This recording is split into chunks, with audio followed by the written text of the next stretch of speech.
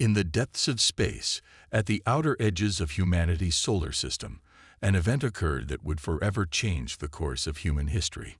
The year was 2157, and Earth's deep space monitoring stations detected an unusual signal approaching Pluto's orbit. This wasn't the random noise of cosmic radiation or the familiar patterns of natural phenomena. It was structured, deliberate, and unmistakably artificial. Dr. Han Jiwoo stood at her console in mission control, her heart racing as she analyzed the incoming data. 20 years of studying potential alien life forms had prepared her for this moment. The signal pattern matched none of her theoretical models, yet its mathematical precision spoke of an intelligence far beyond current human capabilities.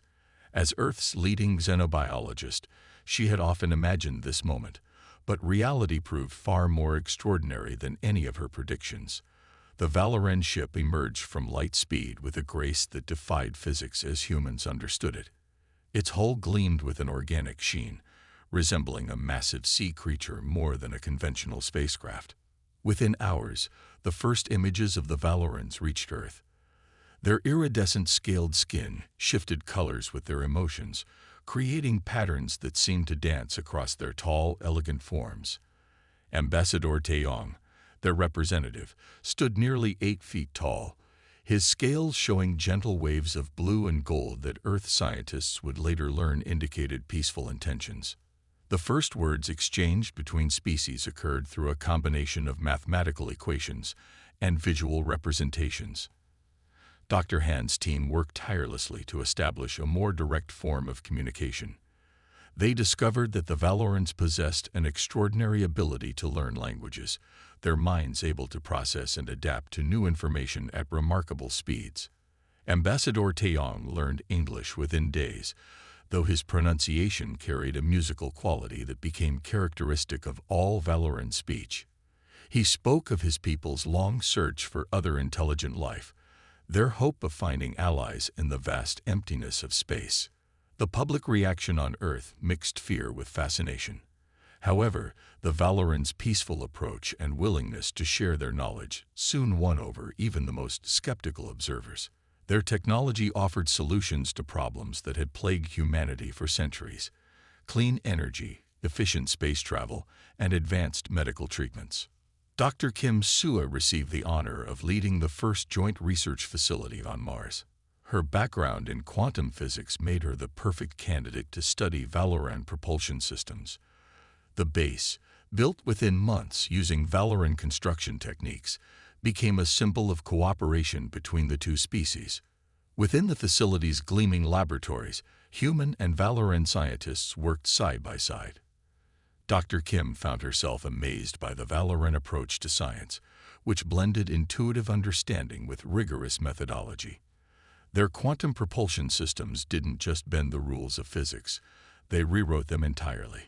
The military aspects of the alliance developed under the watchful eye of Admiral Park Min-ho. His initial skepticism turned to admiration as he worked with Fleet Commander Do-yeon, learning that the Valorans' advanced technology was matched by their strict ethical codes regarding warfare. They believed in defense rather than aggression, in protecting rather than conquering. Together, they developed integrated defense systems that combined human tactical thinking with Valoran technology. The resulting protocols and equipment transformed Earth's military capabilities. Training exercises demonstrated that even a small fleet using these new systems could effectively defend against much larger forces. The 5 years following first contact saw unprecedented advancement in human civilization. Valoran medical technology extended human lifespans. Their environmental restoration techniques helped reverse climate change. Space travel became accessible to civilians, and colonies began to flourish on Mars and beyond. Cultural exchange flourished alongside technological cooperation. Valoran art, with its four-dimensional sculptures and music that could be seen as well as heard, captivated human audiences. Human creativity and emotional depth similarly fascinated the Valorans, who began incorporating Earth's artistic styles into their own works. Families on both sides formed deep friendships. Human children learned alongside Valoran youngsters in specially designed schools. The sight of humans and Valorans sharing meals, celebrating holidays, and working together became commonplace in major cities around Earth. This golden age of cooperation seemed destined to continue indefinitely. The combined human-Valoran space fleet grew stronger each day. Their scientists made breakthrough after breakthrough, and their cultures merged in beautiful and unexpected ways. No one suspected that dark forces were watching this alliance with growing concern, or that the peace they all enjoyed would soon be shattered in a way that would test both species to their very limits. In the Operations Center orbiting Mars, Admiral Park and Commander Do-Young reviewed the latest improvements to their defense grid, unaware that they were building the very systems that would soon be desperately needed. As Dr. Kim's team celebrated another successful test of their quantum drive, and Dr. Han continued her studies of Valoran biology, the shadow of the Galactic Council loomed ever closer, their judgment of this flourishing alliance growing harsher with each passing day. The revelation came during what should have been a celebration. Ambassador Lee Hyun-ki stood in the Grand Crystal Hall of the Valoran capital city, surrounded by the flowing architecture that seemed to defy gravity itself. The diplomatic summit marking 5 years of human Valoran cooperation had drawn representatives from across known space, but the mood had shifted from joyous to tense in a matter of moments. A delegation of beings unlike any humans had encountered before commanded attention as they entered the hall. 12 different species, each more extraordinary than the last, moved with an air of authority that made even the proud Valorans pause. This was the Galactic Council, the true power in the galaxy, and they had come to make their presence known. Counselor Kane Ta-Wan, the human representative appointed by the council, stood out among them. His immaculate black suit contrasted sharply with the exotic garments of his fellow council members. His expression remained neutral, but his eyes held a warning as he approached Ambassador Lee. "Your alliance progresses faster than anticipated," Counselor Kang said, his words carefully measured. "The Council has concerns about the rate of technological exchange between humans and Valorans.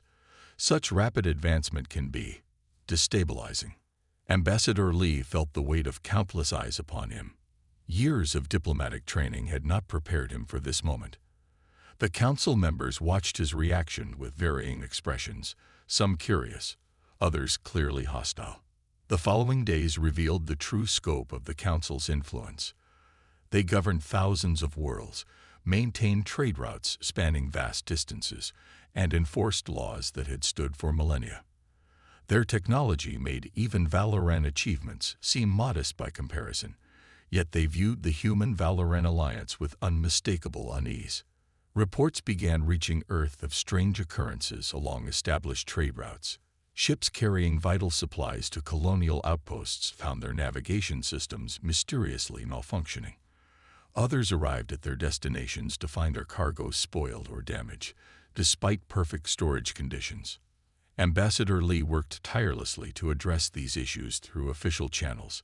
Each complaint filed with the council disappeared into an endless maze of bureaucracy. Every meeting request was met with delays or redirections. When he finally secured an audience with council representatives, their responses were filled with diplomatic doublespeak and vague assurances. "We understand your concerns," one council member would say, their crystalline form shifting colors as they spoke.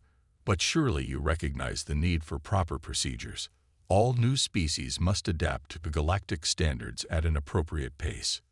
The situation worsened when Valoran trading partners began withdrawing from established agreements. Investigation revealed subtle pressure from council representatives, suggestions that continuing to trade with Earth might affect their standing in the galactic community. Lee's team documented each incident, building a case to present to the council's judiciary branch. But even as they worked, more troubling patterns emerged. Council ships appeared with increasing frequency near Earth's colonies, their presence explained away as routine patrols or scientific surveys.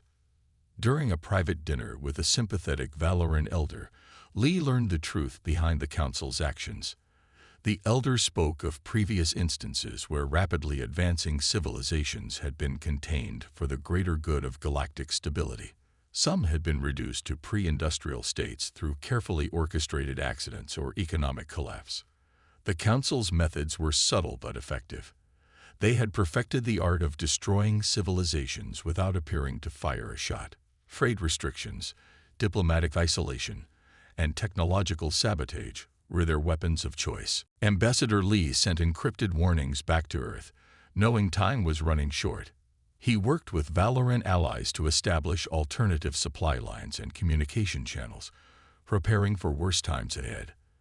The Human-Valoran alliance began strengthening its defenses, but they had to move carefully to avoid providing the Council with any excuse for direct intervention. In public, Lee maintained a facade of diplomatic cooperation. He attended Council functions, submitted to their regulations, and played the role of a compliant representative of a minor species. But in secure facilities deep beneath the Valoran capital, he met with military leaders from both species, planning for a confrontation that seemed increasingly inevitable. The Council's true motives became clear during a closed session that Lee managed to attend. Councillor Kang spoke openly about the threat posed by human adaptability combined with Valoran technology. They advanced too quickly, he argued. Their military potential, their unpredictability, it cannot be allowed to continue. Other council members nodded in agreement, their discussion turning to various methods of containing the situation. None seemed to consider the possibility that their actions might prompt resistance. They had played this game too many times before, and their confidence had become their blindness. As Lee left that session, he knew they had entered a dangerous new phase. The Council's facade of bureaucratic obstruction would soon give way to more direct action. He could only hope that the preparations being made in secret would be enough when that day came. The morning sky above the Valoran capital turned from soft purple to burning red as thousands of Council warships materialized from hyperspace. Colonel Yoon Jae-yun stood at the embassy's observation deck, her morning coffee slipping from her fingers as the massive vessels blocked out the sun. The cup shattered on the floor, but she barely heard it. Warning sirens began to wail across the city. The crystalline spires of the Valoran capital, which had stood for thousands of years, reflected the red glow of charging weapon systems. Colonel Yoon rushed to the command center, her training taking over as chaos erupted around her. "Get me a direct line to Earth Command," she ordered, watching as her staff scrambled to their stations. The embassy's quantum communication array connected instantly, but what could she say? How could she describe the scale of what was unfolding? The first shots came without warning or demands for surrender. Beams of energy hotter than the surface of a star carved through Valoran cities. The protective shields, pride of Valoran engineering, lasted mere seconds against weapons designed to shatter planets. Young Ho, a brilliant Valoran scientist who had worked closely with the embassy, burst into the command center.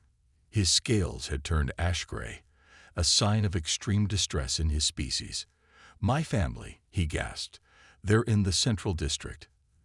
The shields there are failing." Colonel Yoon grabbed the communications array, her voice steady despite the trembling in her hands. "Earth Command, this is Colonel Yoon Jae-yun. The Council has launched a full-scale attack on all major Valoran population centers. They're not just targeting military installations. This is systematic extermination." The ground shook as another blast struck nearby. Through the embassy windows, they watched as the Grand Archive of Sciences, home to millennia of Valoran knowledge, collapsed into rubble. Young Ho's scales paled further as he received reports on his personal device. "The colonies," he whispered. "They're hitting everything. Every major population center, every space station, every research facility." This was planned. They waited until most of our ships were in dock for routine maintenance. Emergency broadcasts filled every channel. Valoran defense forces launched everything they had, but their ships were caught in their berths, easy targets for the Council's precision strikes. Those that managed to take off found themselves vastly outnumbered. Colonel Yoon maintained her transmission to Earth, documenting everything. The Council's timing is precise. They struck during the Valoran rest cycle, when most civilians were in their homes. Population centers are their primary targets. This isn't war, it's genocide. The embassy's shields buckled under a near miss. Structural alarms blared as the building's upper floors began to collapse. Evacuate all personnel to the bunkers, Yoon ordered, but her eyes remained fixed on the communications array. Earth needed to know. They needed to understand what was happening. Young-ho worked frantically at a terminal, trying to access the emergency transport network. The deep space colonies, he said, hope flickering across his scales. Some of them might survive. They're too far out for the council to reach quickly. Hours passed like years. The embassy staff watched helplessly as the Valoran capital, a city that had stood for 10,000 years, burned. Casualty reports began flooding in from other worlds. Billions dead in the first wave alone. The council's attack was synchronized across every major Valoran world.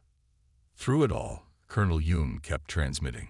She described the precision of the attacks, the deliberate targeting of civilian centers, the systematic destruction of the Valoran culture. Her voice remained professional, but tears streamed down her face as she cataloged the death of a civilization. Young-ho received confirmation that his family had not survived. His scales turned almost white, but he continued working, saving what data he could, trying to preserve some fragment of his people's knowledge. They knew, he said quietly. The council knew exactly where to strike. They must have been planning this for years. As the day wore on, the attacks began to slow. Not because of mercy, but because there were fewer targets left to destroy. The grand cities of the Valorans had been reduced to smoking craters. Their orbital habitats were clouds of debris. Their mighty fleets were scattered wreckage. Colonel Yoon's final transmission to Earth carried more than just information. It carried a weight of responsibility, a call for justice that would echo through human history. Earth Command, she said, her voice thick with emotion. Remember what happened here. Remember what the Council did to our allies. Remember, and make sure it never happens again. In the bunker below the ruined embassy, survivors huddled together. Human diplomats comforted their Valoran colleagues, sharing in their grief. Young-ho sat alone, his scales now the color of mourning, clutching a data crystal containing his family's final messages. The day that would become known as the darkest day was drawing to a close, but its shadow would stretch far into the future. Humanity had witnessed the Council's true nature, and in the burning ruins of their allies' civilization, they found a purpose that would drive them for years to come. The orbital shipyards above Earth pulsed with activity as workers in spacesuits swarmed over massive hulls, like ants building a colony. General Choi Do-yun stood at the observation window of the command station, watching another cruiser take shape against the backdrop of stars. The destruction of the Valoran worlds had changed everything, and Earth's response was nothing short of extraordinary. In the depths of the lunar production facility, automated assembly lines that once made civilian vehicles now produced warship components around the clock. The general walked through the facility daily, encouraging the workers who hadn't seen their families in weeks. Their dedication showed in every weld, every circuit, every piece of armor plating. Dr. Kim Soo-ah worked with Young-ho in a heavily guarded research facility beneath the Martian surface. The Valoran scientists' grief had transformed into fierce determination. Together, they combined Valoran shield penetration theories with human weapons technology, creating systems that could breach the Council's seemingly impenetrable defenses. The Council believes their shields are perfect, Young-ho explained, his scales showing hints of their old color as he demonstrated a new targeting system. But nothing is perfect. We found the frequency variance. Every time their shields cycle, there's a microscopic moment of weakness. The prototypes proved devastating in tests. Dr. Kim's team developed missiles that could detect these shield cycles and time their detonations precisely. Young-ho's knowledge of Council technology proved invaluable, turning their own advantages against them. Master Engineer Minja led a team of surviving Valoran engineers, working alongside human technicians to upgrade Earth's existing ships. The integration of Valoran drive systems allowed human vessels to match the Council's speed and maneuverability. Every ship in Earth's fleet underwent modifications, emerging stronger and faster than before. In the training simulators, human crews learned from Valoran tactical advisors. The Valoran shared centuries of space combat experience, while humans contributed their unique approaches to warfare. Together, they developed new strategies that the Council had never encountered. Admiral Park supervised fleet exercises, watching as human and Valoran crews learned to work as one. The simulated battles became increasingly complex, preparing them for the real fights ahead. Every defeat in the simulators taught valuable lessons, strengthening their resolve and improving their tactics. General Choi coordinated with industrial leaders across Earth and the colonies. Factories that once competed now shared resources and information freely. The entire solar system became one massive production facility dedicated to a single purpose: preparing for war. The sight of Valoran engineers working side by side with humans became common in every facility. Their shared loss created a bond stronger than any political alliance. Humans adopted Valoran engineering principles, while the Valorans embraced human innovation and adaptability. Dr. Kim's breakthroughs in weapons technology led to the development of the Ghost Fleet Protocol.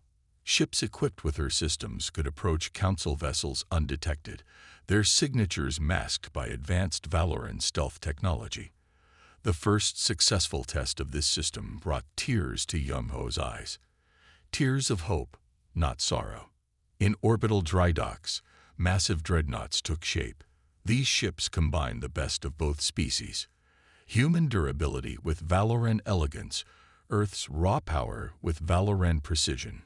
Each vessel represented countless hours of labor and the combined knowledge of two civilizations. Training operations expanded from simulators to real space exercises. Fleet formations practiced complex maneuvers in the asteroid belt, their crews learning to trust each other and their new technologies. Every drill brought them closer to combat readiness. The Earth Defense Fleet grew stronger each day. Ships that had once been simple transport vessels became swift hunters. Civilian craft were retrofitted into support vessels. Every resource was directed toward the coming conflict. General Choi received daily reports from intelligence networks established by surviving Valoran operatives. The Council, confident in their superiority, paid little attention to Earth's preparations. Their arrogance would prove to be their weakness. In her laboratory, Dr. Kim worked through endless nights, refining weapon systems and developing new countermeasures. Young-ho rarely left her side, his technical expertise proving invaluable. Together, they created weapons that could pierce the strongest defenses, shields that could withstand the heaviest attacks. Master Engineer Minji's innovations in propulsion technology allowed Earth's ships to match and exceed Council vessels in speed and maneuverability. His team's modifications meant human ships could outmaneuver their larger opponents, turning their size against them. As the Earth Defense Fleet took shape, a sense of purpose filled every facility, every shipyard, every training ground. The humans and Valorans working together knew they were preparing for more than just war. They were preparing to restore justice to the galaxy. The Council's genocide had aimed to destroy the human-Valoran alliance. Instead, it had forged it into something stronger, more determined, and more dangerous than they could have imagined. Earth's response was not just about revenge. It was about ensuring such atrocities would never happen again. The stealth destroyer Shadow Blade glided through space, its advanced cloaking systems making it nearly invisible against the star-filled background. Captain Song Yuri stood on her bridge, watching as her wolf pack of 5 ships moved into position around a Council supply convoy. The massive Council freighters, protected by their escort vessels, had no idea they were being hunted. All ships maintained silence. Song whispered into her command link, though she knew the encrypted channel was secure. Her crew worked with practiced precision, their movements careful and controlled. Months of training had prepared them for this moment. The Council ships followed their standard patrol pattern, their formation exactly as predicted. Their rigid adherence to protocol had become their greatest weakness. Song's ships had studied these patterns, learning every detail, finding every flaw. Targeting solutions confirmed, her weapons officer reported quietly. Ghost Fleet protocols active. Council shields are cycling in 3, 2, 1. Song gave the order with a single word: strike.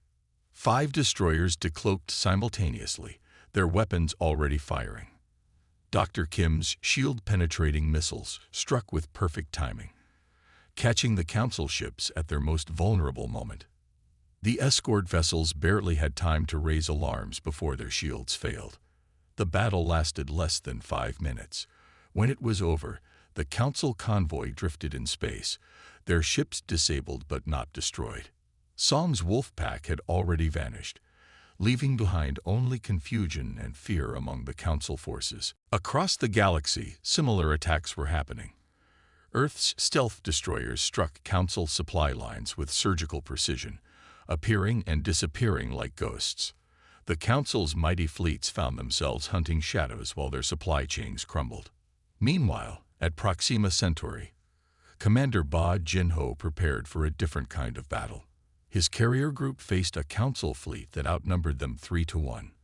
But numbers alone wouldn't determine the outcome of this fight. Launch all fighters, Bai ordered, his voice calm despite the tension on his bridge.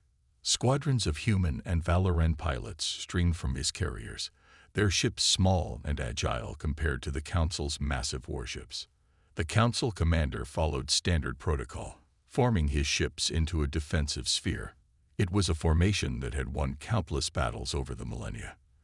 But they had never faced an enemy like this before. Earth's fighters didn't attack head-on. Instead, they executed complex maneuvers that seemed chaotic, but followed a carefully planned pattern. Valoran electronic warfare systems confused Council targeting systems, while human pilots exploited every blind spot in their formation. Activate the pulse, Ba commanded. A new weapon, developed by Dr. Kim and Yumho, sent waves of energy through space. Council ships lost communication with each other, their carefully coordinated defenses falling into disarray. The battle transformed into chaos, exactly as planned. Council ships, unable to maintain their rigid formation, tried to adapt to the rapidly changing situation. Their crews, trained to follow strict protocols, found themselves unable to respond effectively to the unconventional tactics. Fighter squadrons struck from multiple directions, their attacks synchronized with the electronic warfare pulses. Council shields flickered and failed under the precise assault. Their return fire hit empty space as Earth's fighters danced between their shots. Bai watched from his command center as the Council fleet's formation began to break apart. Ships that had fought as one for centuries now moved independently, each commander trying to find their own solution to this unprecedented attack. Second wave, commence attack, Bai ordered. More fighters launched from his carriers, joining the battle just as the first wave needed to return for refueling. The continuous pressure prevented the Council ships from regrouping or organizing an effective defense. Hours passed as the battle continued. Council ships, designed for long-range combat with other capital ships, struggled to track and hit the swarms of fighters that surrounded them. Their impressive weapons became useless against targets too small and fast to lock onto. When the Council fleet finally retreated, they left behind nearly a third of their ships, disabled or destroyed. Bai's carrier group had lost fighters but no capital ships. The victory sent shockwaves through the Council's military command. The Battle of Proxima Centauri marked a turning point in the war. It proved that Council fleets could be defeated, their superior numbers and technology overcome by innovative tactics and unconventional warfare. News of these victories spread quickly through human and Valoran channels. Each success strengthened their resolve and proved that their strategy was working. The Council, for the first time in centuries, found themselves facing an enemy they couldn't easily defeat. Captain Song's wolf packs continued their hit-and-run attacks, striking supply lines and disappearing before reinforcements could arrive. Commander Bai's carrier groups engaged Council fleets wherever they found them, using their proven tactics to devastating effect. The war had entered a new phase, and the Council was learning a harsh lesson. Their rigid military doctrine, unchanged for centuries, had met its match in human adaptability and Valoran technology. The giants of the galaxy had begun to fall, one battle at a time. Lieutenant Na-He-1 moved silently through the shadows of the Council command station, her team following close behind. The facility's security systems, designed to detect traditional threats, couldn't track their advanced stealth suits. Years of rigorous training had prepared them for missions like this, but the stakes had never been higher. The Council's main defensive line stretched across 3 star systems, a barrier that had held for centuries. But tonight, that would change. Na's team carried data crystals containing viruses designed by Yumho himself, ready to infect the Council's command networks. "Control center ahead," Na whispered into her comm unit, security patterns matching intelligence reports. Her team took positions around the entrance, their movements fluid and precise. The Council guards maintained their usual patrol routes, unaware of the infiltrators in their midst. Across space, Admiral Park coordinated the larger assault from his flagship. The plan was complex but elegant. While Special Forces teams like Na's disrupted Council communications, the main fleet would strike at predetermined targets. Every move had been calculated to cause maximum chaos in the Council's rigid command structure. Inside the command station, Na's team reached their objective. The central computer core hummed with energy, processing orders for thousands of Council ships. One of her team members, a former Valoran security expert, began bypassing the security protocols. "Time to upload." 3 minutes, the technician reported. Every second felt like an hour as they waited, knowing that discovery would mean certain death. But their suits, combining human ingenuity with Valoran technology, kept them invisible to the facility's sensors.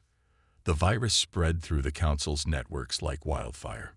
Command centers across 3 star systems began experiencing mysterious malfunctions. Orders became garbled, coordination between fleet elements broke down, and chaos spread through the Council's perfectly ordered military machine. Admiral Park watched his tactical displays as the Council's defensive line began to fragment. "All fleet elements, commence attack," he ordered. Human and Valoran ships surged forward, striking at the suddenly disorganized Council forces. Young-Ho's weapons systems, now fully integrated into the Alliance's ships, tore through Council defenses with devastating efficiency. The Council's mighty warships, unable to coordinate their shield frequencies, fell one by one to the precisely timed attacks. Na's team made their escape as alarms finally began to sound throughout the command station. Their mission was already accomplished. The damage to the Council's command and control systems would take days to repair, if they could repair it at all. The liberation of Valoran colony worlds began within hours. Small outposts that had somehow survived the initial genocide now saw hope approaching in the form of Alliance warships. Council occupation forces, cut off from Central Command, found themselves facing an enemy that seemed to appear from nowhere. Young-Ho worked tirelessly in his laboratory, refining his weapon systems based on battle data. Each engagement provided new information about Council defenses, allowing him to make his systems even more effective. His dedication was driven by memories of his lost family and his determination to see justice done. Alliance forces moved with increasing speed as the Council's defensive line crumbled. Surviving Valorans emerged from hiding to join the fight, their knowledge of local systems proving invaluable.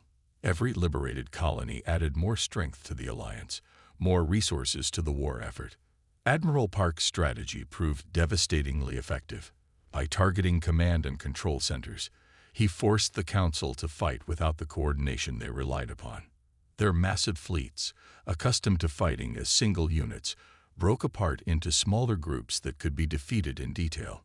Na's Special Forces teams continued their covert operations, striking at key facilities across Council space. Their actions amplified the chaos caused by the main fleet's attacks, preventing the Council from establishing any kind of effective defense. The Council's military leadership, for the first time in their long history, faced an enemy they couldn't understand. Human unpredictability combined with Valoran technology created challenges they had never prepared for. Their attempts to adapt came too late and proved too rigid to be effective. Reports of Alliance victories spread through Council space, inspiring more acts of resistance.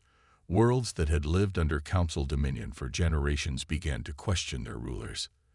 The myth of Council invincibility, carefully maintained for centuries, was beginning to crack. Young Ho received news that survivors had been found in the ruins of his homeworld. The knowledge strengthened his resolve as he worked to improve Alliance weapon systems. Each breakthrough brought them closer to their ultimate goal, making sure no species would ever suffer as the Valorans had. As the Council's defensive line finally collapsed completely, Admiral Park prepared for the next phase of the war. The path to the Council's capital systems lay open, but he knew the hardest fighting still lay ahead. The Council would defend their core worlds with everything they had. Lieutenant Na and her teams gathered intelligence about these core worlds, preparing for the battles to come. The Council's inner defenses would be stronger, their security tighter, but the Special Forces teams had proven they could overcome any obstacle. The Alliance had achieved what many thought impossible. They had broken the Council's main line of defense. But this was just the beginning. The real test would come when they struck at the heart of Council power, bringing justice to those who had ordered the genocide of the Valoran people. The Council capital system loomed ahead, its defenses bristling with enough firepower to destroy entire fleets. Admiral Park stood on his flagship's bridge, watching as the combined human Valoran armada moved into position. Years of warfare had led to this moment, the final battle that would decide the fate of the galaxy. Captain Song's wolf packs emerged from stealth at precise coordinates around the system's outer edges. Their ships, proven in countless battles, began systematically dismantling the Council's early warning networks. Each strike was calculated to create gaps in the defense grid that larger ships could exploit. Commander Ba's carriers maintained position behind the main fleet, their fighter squadrons ready for launch. The pilots, both human and Valoran, knew this would be their most challenging battle yet. The Council had concentrated their remaining forces to protect their seat of power. Young Ho's latest weapons systems had been distributed throughout the fleet. His innovations, born from grief and determination, had evolved far beyond their original designs. The Council's strongest shields would offer little protection against these refined technologies. The battle began with a massive electronic warfare assault. Council communications dissolved into chaos as viruses created by Alliance specialists infected their networks. Their coordinated defense plans fell apart as commands became garbled and orders failed to reach their destinations. Admiral Park gave the signal, and the main fleet surged forward. Capital ships equipped with shield-penetrating weapons engaged the Council's defensive platforms. Fighter squadrons poured from Baz carriers, overwhelming the Council's tracking systems with hundreds of small, fast-moving targets. The Council's response was fierce but fragmented.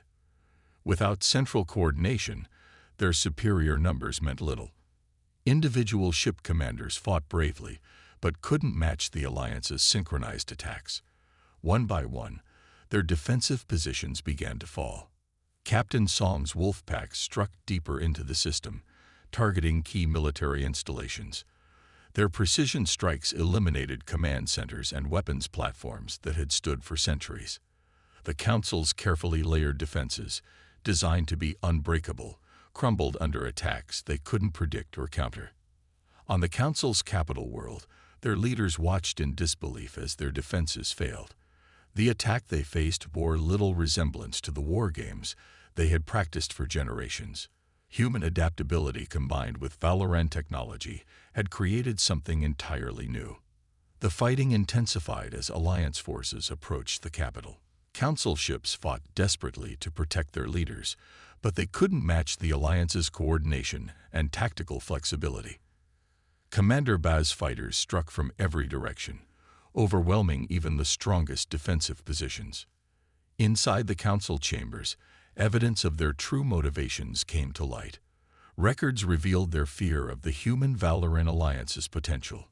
They had seen the rapid advancement of both species working together and had chosen genocide rather than risk losing their dominance of the galaxy. Colonel Yoon, who had witnessed the start of the war, now watched its end from a diplomatic vessel. The Council's surrender, when it came, was unconditional. Their fear of humanity's potential had become a self-fulfilling prophecy, leading to their own downfall. The aftermath brought significant changes to galactic civilization. Colonel Yoon, promoted to ambassador, worked with representatives from all species to create a new system of governance.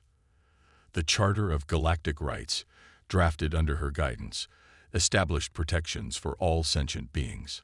Young Ho found purpose in helping rebuild what was lost. His expertise aided in the restoration of Valoran colonies, while his weapons technologies were adapted for peaceful purposes. The pain of his personal loss never fully healed, but he found solace in working to prevent similar tragedies. The Human Valoran Alliance became the foundation of a new galactic order. Their cooperation, strengthened by shared sacrifice, showed other species the benefits of working together. The Council's fear of their potential had been justified, but not in the way they had imagined. Ambassador Yoon's efforts ensured that the truth of the Council's actions would never be forgotten. Education centers across the galaxy taught the history of the war, not as a tale of vengeance, but as a lesson about the consequences of fear and the importance of understanding between species. The cost of victory had been enormous. Countless lives had been lost, worlds had been scared, and civilizations had been forever changed. But from this devastation emerged a stronger, more just galaxy. The alliance between humans and Valorans, forged in peace and tempered by war, became a beacon of hope for all species. As new worlds joined the alliance, they found a civilization dedicated to progress without fear, strength without dominance, and justice without vengeance. The galaxy entered a new age of cooperation and discovery, guided by the principles that had emerged from humanity's first steps into interstellar society. In the end, the Council's greatest fear, the potential of humanity working together with other species, had become the galaxy's greatest hope for the future. The dawn of this new era proved that justice, though sometimes delayed, would always find its way into the light.